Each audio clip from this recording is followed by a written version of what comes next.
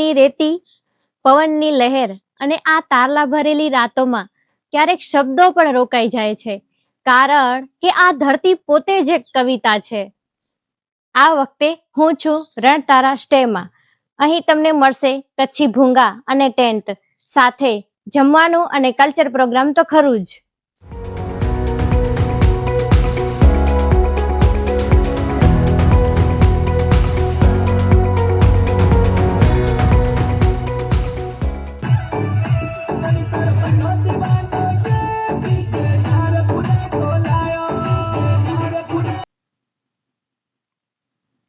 અહીંની સ્ટે માત્ર આરામ નથી, એ છે અનુભૂતિ, શાંતિ અને કચ્છની આત્માની મુલાકાત.